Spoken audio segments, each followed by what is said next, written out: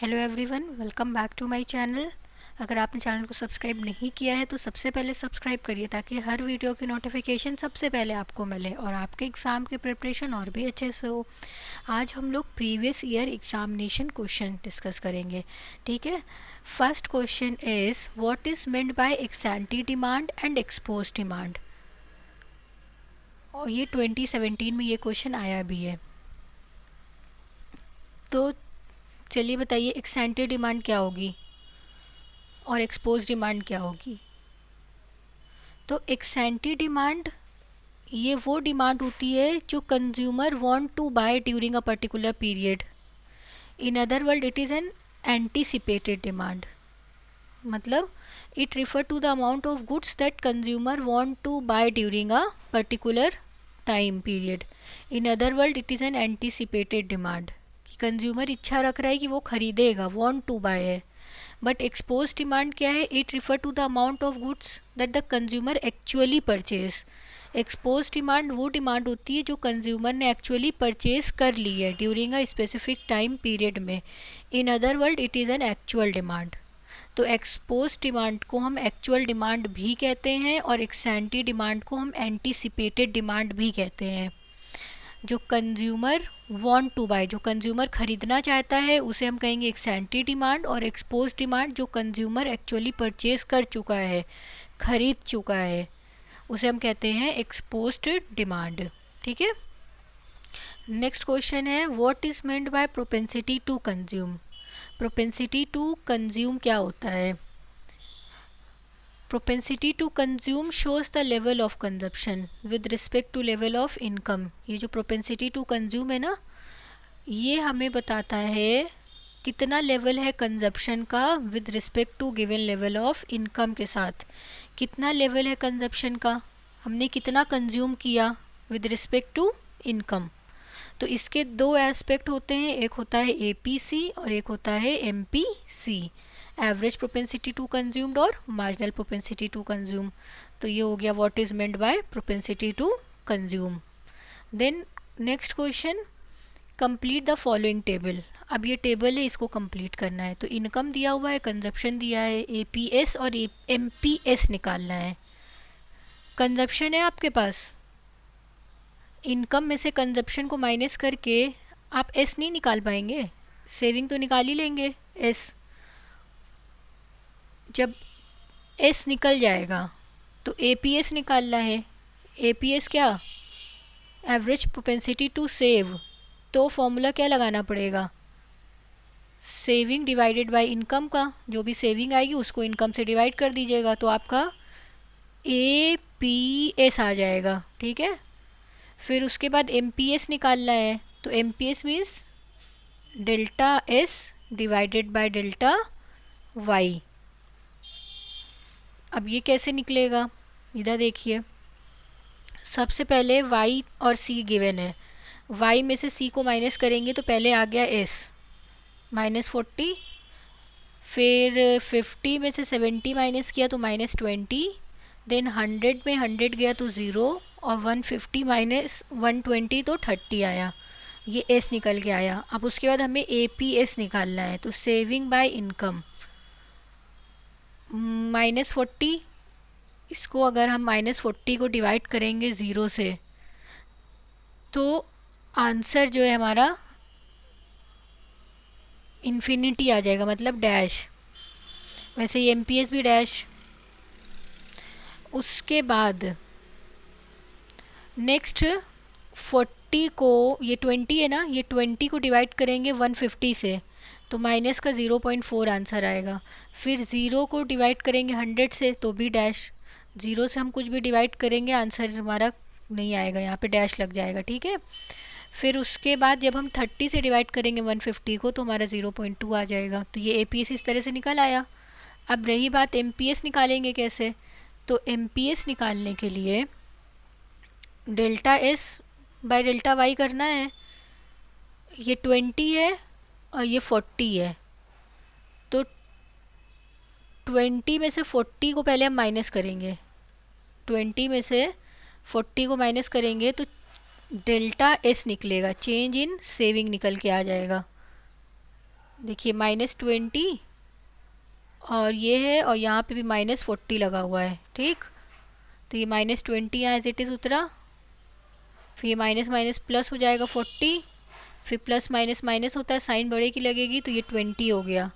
तो इसलिए यहाँ पे जो चेंज इन सेविंग है, ये जो डेल्टा एस है, वो आ जाएगा प्लस का 20। अब निकालना क्या है, इनकम निकालनी, चेंज इन इनकम। तो डेल्टा एस निकालना है, वो सॉरी डेल्टा वाई निकालना है, चेंज इन इनकम निकालना है। तो 50 में से माइनस करेंगे 0, तो क्या आ जाएगा, 50 आ जाएगा। तो change in income delta Y जो है, ये कितना आ चुका है, ये आ चुका है 50। और चेंज इन सेविंग एस, ये कितना आ चुका है, ये आ चुका है 20। फॉर्मूला क्या होता है एम पी सी निकालने का, एम पी एस निकालना है ना यहाँ पे, तो एम पी एस निकालने का फॉर्मूला क्या होगा, डेल्टा एस, जो भी निकालना है, जो भी यहाँ पे लिखा है एस है तो यहाँ पे डेल्टा एस, सी होगा तो यहाँ पे डेल्टा सी। तो एस निकालना है तो delta S divided by delta Y. S को एस की जगह रखिए, एस कितना आया, 20 आया, तो 20 यहाँ रख दीजिए। उसके बाद इनकम कितनी आ गई, 50, तो 50 यहाँ रखिए। अब इसको डिवाइड करिए 20/50 को, ठीक है। तो कितना आ जाएगा 20/50 को जब आप डिवाइड करेंगे तो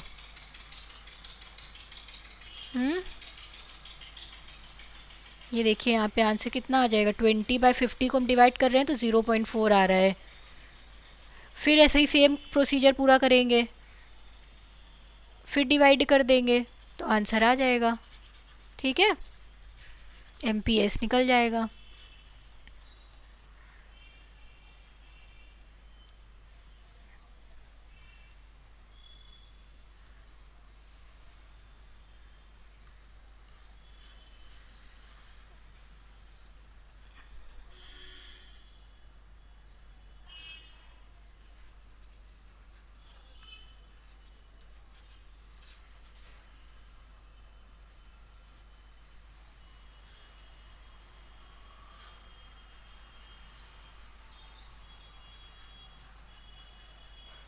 अब देखिए नेक्स्ट क्वेश्चन,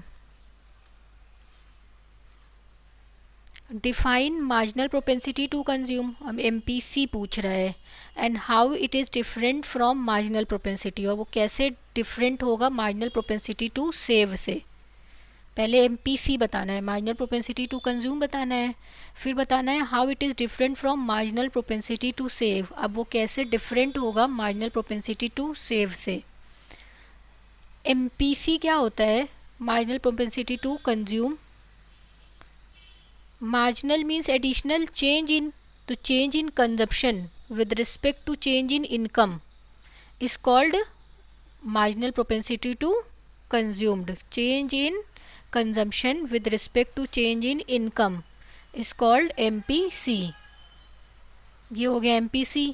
तो देखिए कैसे लिखना कैसे है marginal propensity to consume को, MPC it refer to the amount of change in income which is consumed. It is calculated as a ratio of change in consumption with change in income. ये क्या होता है, ये ratio होता है change in income के साथ change in consumption with change in income, ठीक है। अब हमें बताना है एम पी एस क्या है, सेविंग क्या है।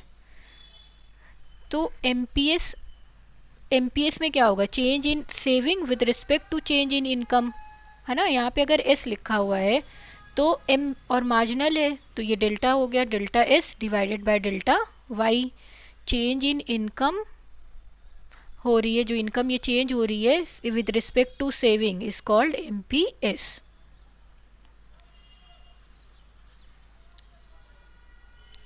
It refer to the amount of change in income which is saved. It is calculated as a ratio of change in income with change in saving with change in income.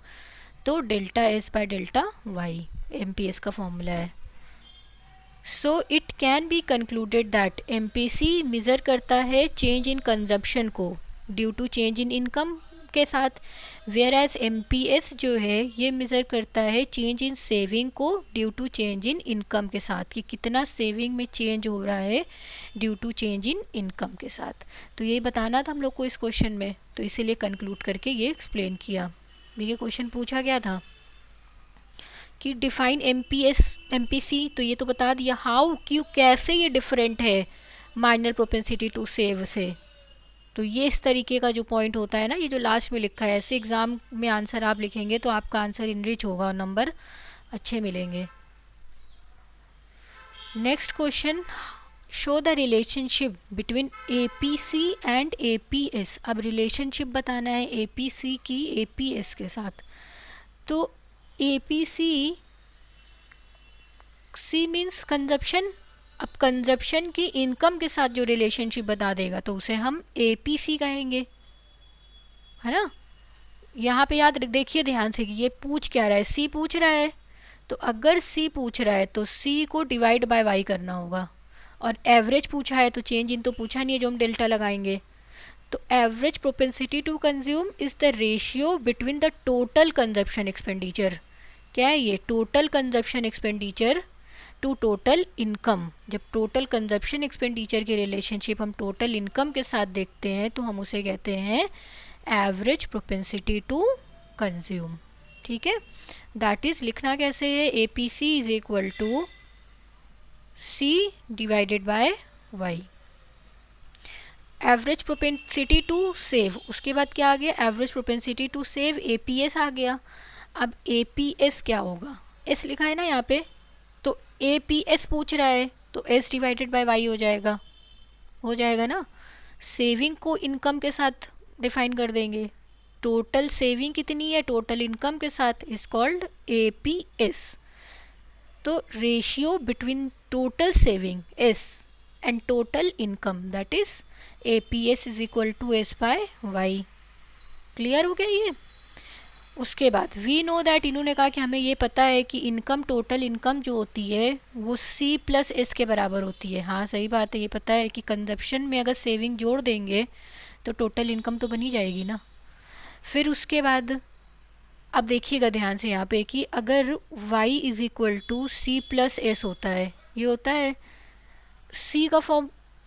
अब ये जो है, अगर यहाँ पर APS निकालना हो, ये ना APC प्लस APS,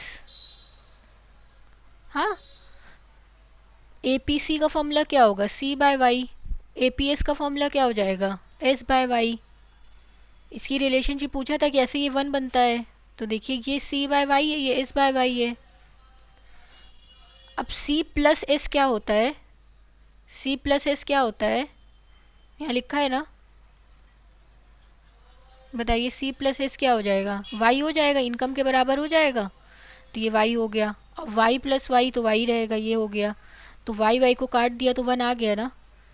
तो अगर ये बात कह दें कि APC plus APS is equal to 1 है, तो क्या सही है कि ये गलत है, सही है, क्योंकि अभी तो हम लोग ने प्रूफ किया कि APC और APS है, APC का C बाय वाई है फॉर्मूला, S जो है S बाय वाई है, तो C प्लस वाई कर रहे हैं तो Y पूरा आ जा रहा है, Y होता है, काट के 1 आ गया। तो ये हमारा हेंस प्रूव्ड कि C अगर APC को APS में प्लस कर देंगे तो क्या आ जाएगा, 1 आ जाएगा।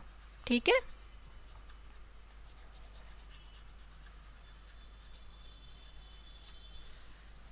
तो ये यहाँ पर यही है कि we know that Y is equal to C plus S हो रहा है।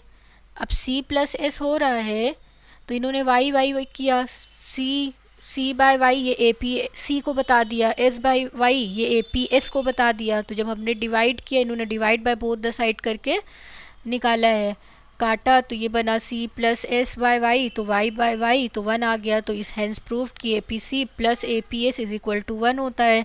तो कभी भी अगर C निकालना होगा तो 1 माइनस APS कर दीजिएगा, कभी भी S निकालना होगा तो 1 माइनस APC कर देना होगा, तो ये निकल के आ जाएगा। ठीक है, next question, explain the difference between induced investment and autonomous investment. पूछ रहा है कि इंड्यूस्ड इन्वेस्टमेंट क्या होती है और ऑटोनोमस इन्वेस्टमेंट क्या होती है। देखिए, जो भी इन्वेस्टमेंट इनकम के साथ बढ़ती जाए उसे हम कहते हैं इंड्यूस्ड इन्वेस्टमेंट। और ऑटोनोमस क्या होती है, जो इनकम के साथ बढ़े नहीं, रिमेन सेम रहे, उसे हम कहते हैं ऑटोनोमस इन्वेस्टमेंट। ठीक है, इसमें ऑटोनोमस का फिगर नहीं बना है। देखिए, ऑटोनोमस इन्वेस्टमेंट का फिगर ऐसे बनेगा, ये हो गया, सीधी लाइन यहाँ खींचेगी, फिर ये एकदम सीधी लाइन ये होगी। तो ये हमारी ऑटोनोमस इन्वेस्टमेंट होती है, जो remain fixed in determinant of income, से उसको फ़र्क नहीं पड़ता। तो नीचे ये इनकम है और ये हो गई इन्वेस्टमेंट। कौन सी इन्वेस्टमेंट? ऑटोनोमस। स्ट्रेट लाइन हो गई parallel to O X axis. ठीक है, अब इसको लिखना कैसे वो एक बार पढ़ लेते हैं। एग्ज़ाम में जो है ऐसे ही लिखिएगा आप लोग answer. Induced investment, it is positively related, ये पॉजिटिवली रिलेटेड होती है to the level of income के साथ। इंड्यूस्ड इन्वेस्टमेंट पॉजिटिवली रिलेटेड होती है लेवल ऑफ इनकम के साथ in an economy. At higher level of income, जब इनकम ज़्यादा होगी तो consumption expenditure tend to increase. Consumption expenditure क्या हो जाएगा? बढ़ जाएगा। जब इनकम ज़्यादा है तो एक्सपेंडिचर भी ज़्यादा है, एक्सपेंडिचर ज़्यादा मीन्स इन्वेस्टमेंट भी ज़्यादा है। तो इंक्रीज कंजप्शन एक्सपेंडिचर और the increase of level of demand rises expected profitability of the producers who accordingly are induced to make greater investment, जो चाहता है कि मैं ज़्यादा इन्वेस्टमेंट करूं, leading to rise in the level of investment. ठीक है, और ये हो गया इसका फिगर की ओ एक्स एक्सिस पे इनकम रखनी है, ओ वाई एक्सिस पे इन्वेस्टमेंट, देन ये बनी इन्वेस्टमेंट की line. Next one is autonomous investment, an investment which is not influenced by expected profitability or level of income। ऐसी इन्वेस्टमेंट जो इन्फ्लुएंस नहीं होगी एक्सपेक्टेड प्रॉफिटेबिलिटी और लेवल ऑफ इनकम के साथ। जो इन्फ्लुएंस नहीं होगी मतलब चेंज नहीं होगी प्रॉफिट से या लेवल ऑफ इनकम के साथ, उसको फ़र्क नहीं पड़ता, जितना भी प्रॉफिट हो जाए, जितनी भी इनकम हो जाए, उसे हम कहते हैं autonomous investment. In fact it is an investment expenditure incurred by the producer with a view to continue production as it present level। कि ये वो इन्वेस्टमेंट एक्सपेंडिचर होता है जो प्रोड्यूसर इनकर्ड करता है और दिमाग में ये बात रखता है कि हमारा प्रोडक्शन चलता रहे। ठीक है, तो इतना इन्वेस्टमेंट हमारा मेंटेन रहे।